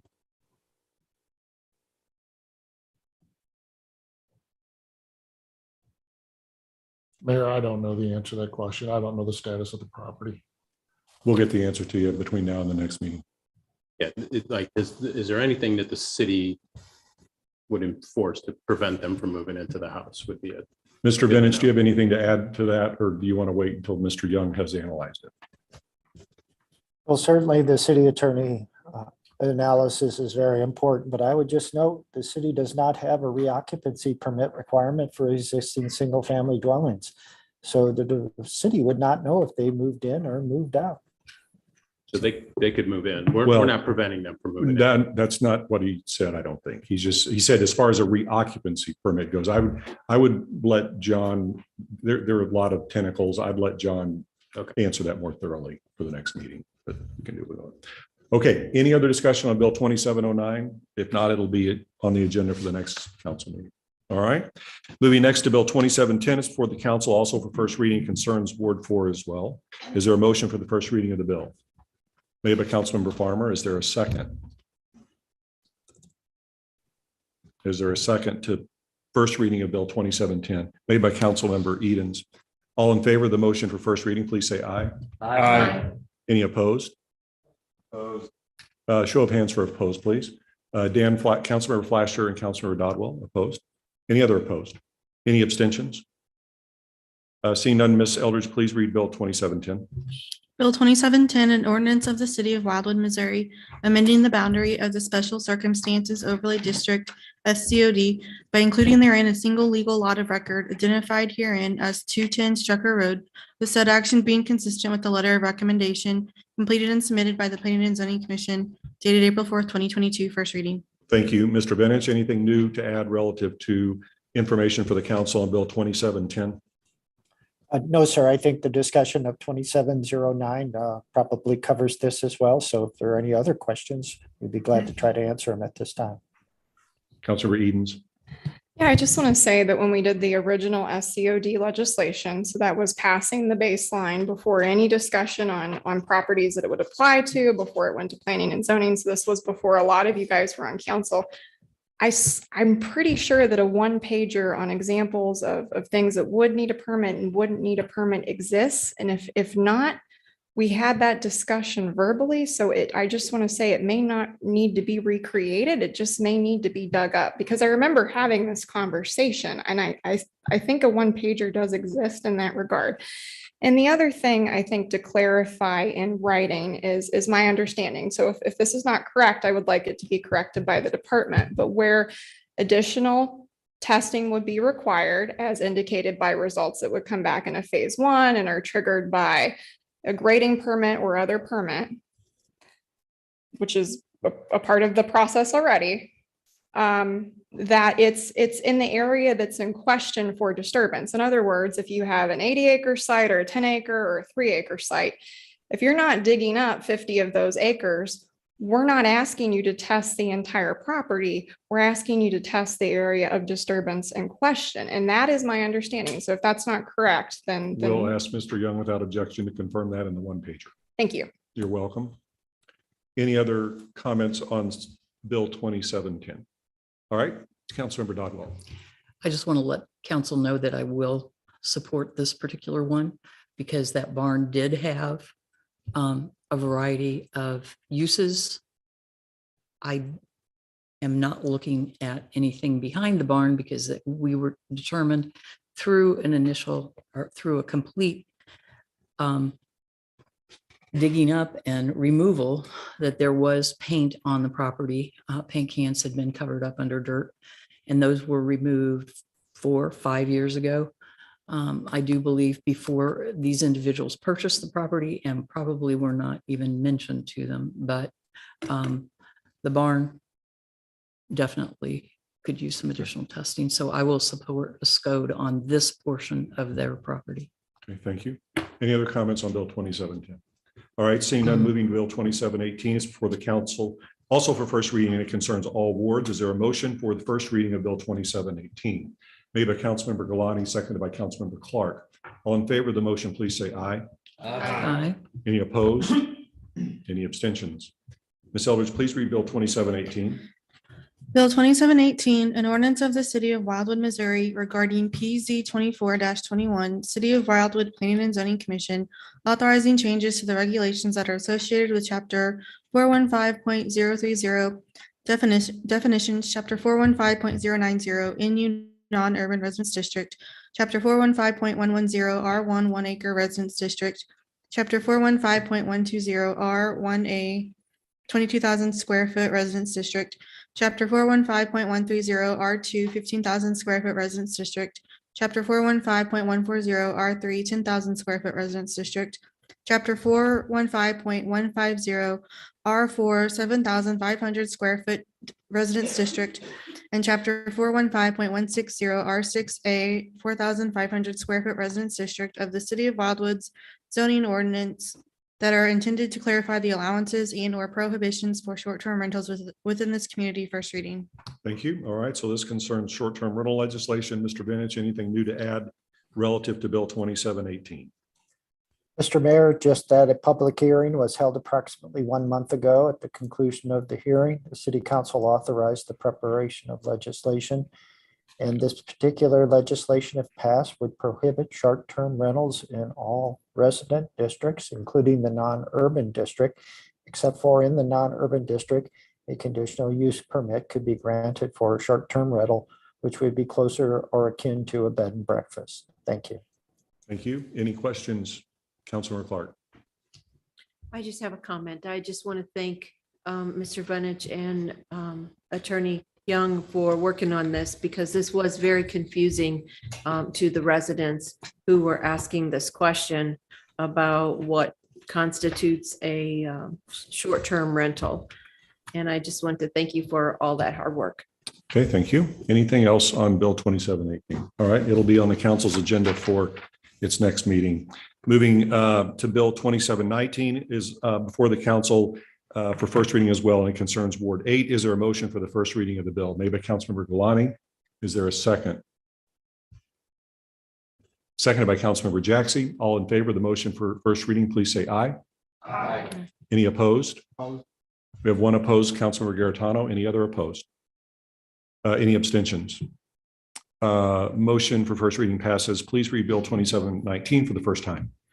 Bill number 2719, an ordinance of the city of Wildwood, Missouri regarding PZ 28-21 Ashley Grove Cypress Real Estate LLC, care of Daniel Stegman, authorizing a change in zoning from the NU non-urban residence district to the R3 10,000 square foot residence district, along with a planned residential overlay district PRD for a 5-acre parcel of ground located on the west side of Center Avenue, south of its intersection with Manchester Road, and approving 11 new single-family dwellings along with the retention of the existing residents, all being on individual lots of record, with street improvements, common ground, and required stormwater and public space areas. First reading.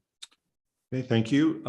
So I believe we had a hearing on this at the last meeting as well, and a motion was made and passed, obviously, to have this bill presented. Mr. Vintage, anything new to add that hasn't already been presented to the council relative to Bill 2719? No, sir, Mr. Mayor, but Mr. Mayor and members of City Council, if there are any questions regarding the legislation, the department would be glad to try to answer them at this time. Thank you. Any questions for Councilmember Edens? I was just wondering what the likelihood between now and another reading that we would get any sort of, elevation picture, because since I've been on council, every time I've seen a neighborhood go all the way through planning and zoning like this, there are, drawings provided that give residents that are next door an accurate description of what these homes will look like, and better helps us get a feel for the neighborhood. And it's odd that they haven't done it, and I'm expecting that, and I'm a little irritated, and so it's hard for me to get behind this without a little bit of effort on their part. Mr. Vintage, have we received elevations at this point? Mr. Mayor, we have not, but I will contact Mr. Stegman and ask if they are available, and if so, please provide them. Okay. I mean, I know at planning and zoning, in their defense, they did, I believe, I don't know if Councilmember Brost is with us at this point, but my recollection is they did reference subdivisions in that area that they would be emulating, but that's not an elevation. So he'll ask for that, and we'll see what happens with that. Any other comments or questions on Bill 2719? Oh, I'm sorry, Councilmember Garetano. Yeah, thank you, Mr. Mayor. I'll second that request regarding elevations. I do have another question that I don't have an answer. I have not heard anything. Do they intend to put a homeowners association in that neighborhood? Yes, sir. It's a condition of the proposed planned residential development overlay district. And so, yes, there would be a homeowners association. And Mr. Vunich, the next item here, I just became aware of it, and 2 residents brought it to my attention. So you may not have had time to look into it, but there is that small water feature, that pond on that property. And the 2 residents that contacted me, both separately, indicated something about some kind of turtles that seemed like they were on some endangered list. And I didn't know if you had any knowledge or were aware of that. I did not, but they mentioned that they saw them. Any knowledge of the turtles, Mr. Vinich? No, sir, I do not have any knowledge of that. Would you mind checking into that as well? I'd be glad to, sir. Thank you. Thank you. Thank you, Councilmember Garetano. All right, the bill will be on the council's agenda for its next meeting as well. Next is Bill 2720, first reading, also concerning Ward 8. Is there a motion for the first reading of the bill? Made by Councilmember Galani, seconded by Councilmember Garetano. All in favor of the motion for first reading of Bill 2720, please say aye. Aye. Any opposed? Any abstentions? Ms. Eldridge, please read Bill 2720 for the first time. Bill number 2720, an ordinance of the city of Wildwood, Missouri, authorizing a change in zoning from the NU non-urban residence district to the R3 10,000 square foot residence district for a 0.69 acre parcel of ground located at the southwest corner of Manchester Road and East Avenue and part of the city's town center area. First reading. Thank you. Mr. Vinich, anything new to mention relative to Bill 2720? No, sir, Mr. Mayor, but again, if you as the mayor or anyone on city council has any questions, the department would be glad to try and answer them at this time. Thank you. All right, thank you. Any questions for Joe or comments on Bill 2720? All right, seeing none, it will be on the agenda for the next meeting.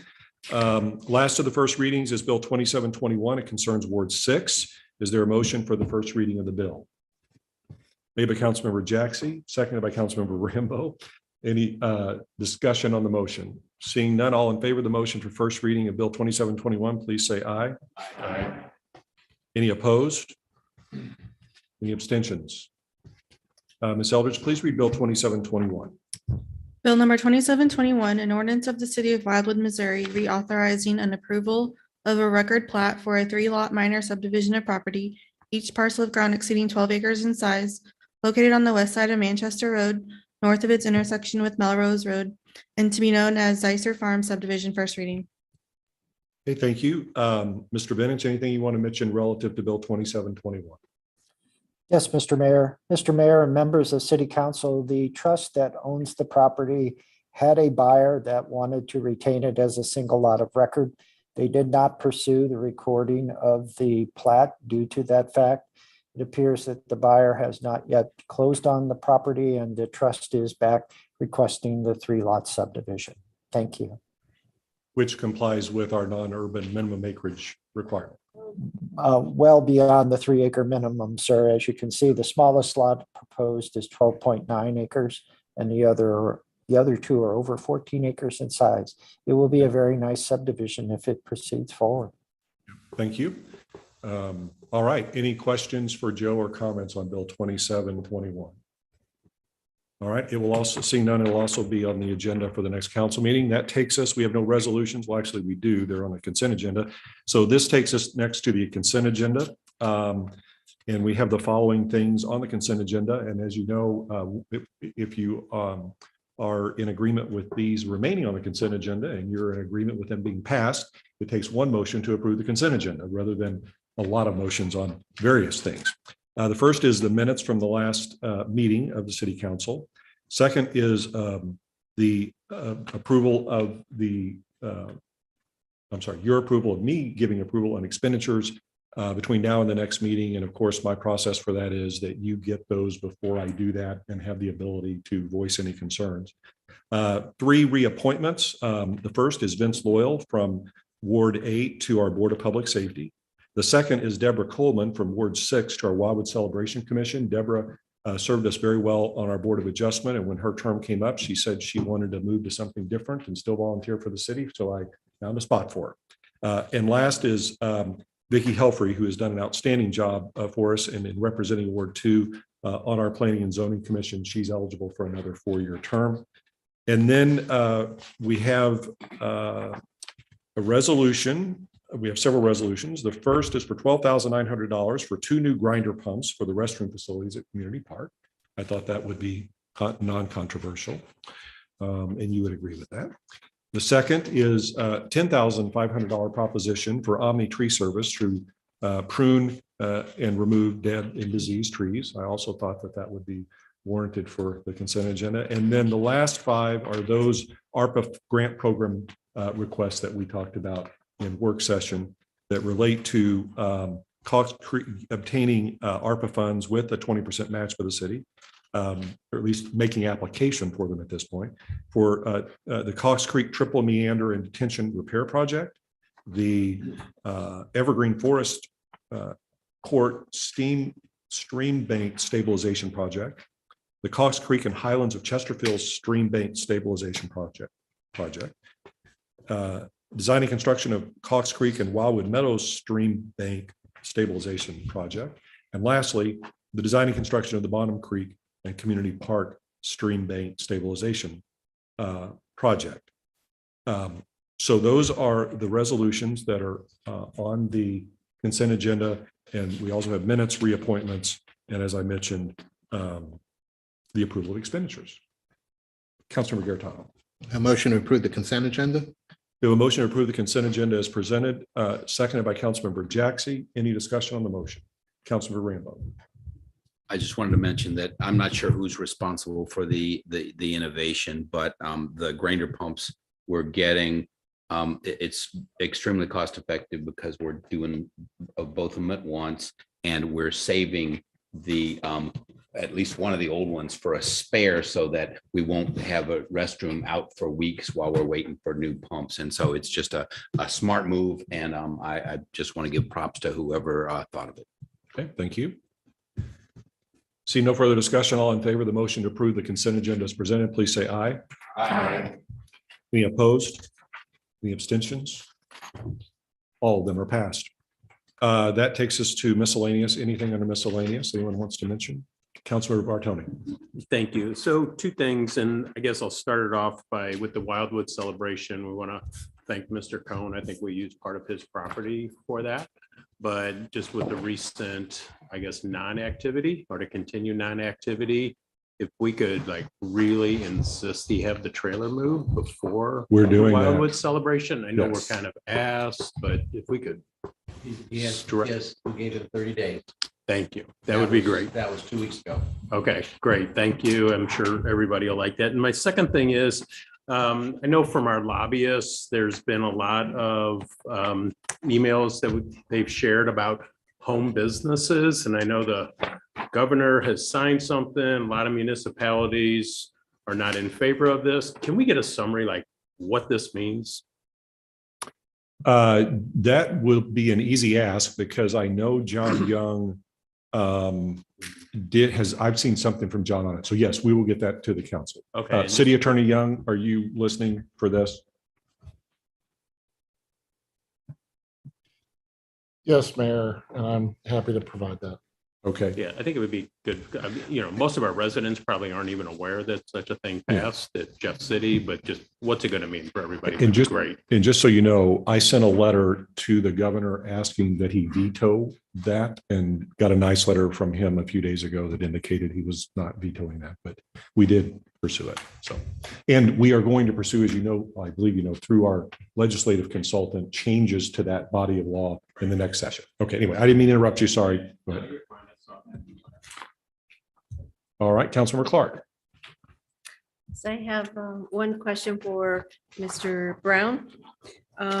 If we've got an update on the structure 3-107, the culvert on Wild Horse Creek Road.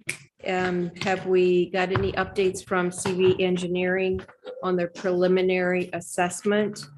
And do we have a TEP on the repair or replacement just to reopen the 2 lanes instead of 1 lane at that spot, as well? The signage, I think that there were some signs put up, but there are signs right there at the bridge, but not at all of the entrances to that road. So they're still coming down there. I was on there the other day and saw 2 dump trucks go across, full dump trucks. So we have that weight limit, and the signs at that culvert, the signs are a little vague. They don't show exactly what vehicle and can go across at what weight. But the signs at the other culverts have little pictures on there that shows. I was wondering if we can get the signs that show weight limit 21 ton. And it can be this shorter truck, and then the picture is for a semi or semi with a load. So Mr. Brown, status and signs. Not much more new to report, frankly, from last week's update. Councilmember Clark, the survey is in progress, and I expect that they'll be wrapping that up within the next week or two. We will have them out hopefully next week, taking some soundings or borings of the area immediately on the side of the bridge to determine the depth of rock and the quality of rock in that area, which will help in the design. We need that information to really fully assess potential improvements at that location. The signs, we've done a citywide assessment of our structural load restriction signage on all structures as a result of your comments. So that work is in process. I think we did this update the sign right there at, if I understand it, at Centaur and Wild Horse Creek Road to make sure that was in place. But we're doing that citywide, so that is ongoing work right now. Thank you. Councilor Edens. I'll end on a happier topic if nobody else has a question, but it's my hope that the department would please reconsider the candy distribution policy during Celebrate Wildwood. And I do feel like it's a safety issue, and that's why I wanted to bring it up, because when we switched from throwing the candy, and the thought was, we don't want to have children running out into the street, to being only able to pass it out, our golf carts got absolutely mobbed by children. I mean, I turned my back and there was a child in the golf cart grabbing handfuls of candy and the parent going, sorry. We had to ask people to move away so we wouldn't run over their feet, ask them to step back so they wouldn't get their eyes poked out by, the tree branches that I had off the golf cart. But it created a whole new problem. And then that's what created the spacing problem where we were 30 minutes behind everybody else. So if we could go back, it would be a safer parade. Councilor Garitano, as the liaison to the Wildwood Celebration Commission, would you like to respond to the candy distribution philosophy? Yes, Mr. Mayor, and thank you to Councilmember Edens for bringing up this important topic here. The commission has discussed this several times. It has come up regarding the council's role as they drive their golf carts in the parade. And we want to make sure that the parade is flowing smoothly and that there isn't a backup like we did experience last year. So we have now changed the start location. It will begin at the Schnucks parking lot, which allows us to spread out more of the parade. But we will also be looking at the lineup and where council members are to kind of space that out as well, so that this way we don't create the traffic jam that occurred last year. So everything duly noted under consideration, and we'll have more updates as we get closer to the date. However, none of that's going to change who wins the golf cart. It really won't, Mayor Bolin. I'm so glad you've acknowledged Ward 2 in that comment. Thank you. Or loses. The only person that I know that will stay up that late to decorate a golf cart. You still have to win. Yes, you still have to win. Yeah. I had another question. Councilor Dodwell. At our last council meeting, we indicated that we wanted to have a closed meeting regarding the SCODE that you now brought up in this meeting, but we didn't have any closed session listed. Our city, we could have done that and would have done that, but our city attorney has not been able, for reasons beyond his control, to attend. And the attorney who was here with us this evening is not privy to all of that. So we're going to have it, and we'll just need to have a few more days at it. So, but that's the reason. Okay, I just want to make sure that we have some discussions offsides before we come to a final decision on everything. Okay. We have it all. Yes. Okay. Thank you. Thank you. All right. Seeing nothing else. Thanks. I just want to. That's all right. I just want to thank you for another terrific meeting and for all your comments and discussion. It's a very good meeting because of you. And so motion to adjourn, please. Made by Councilmember Garitano, seconded by Councilmember Jaxi, non-debatable. All in favor of the motion to adjourn, please say aye. Aye. Any opposed?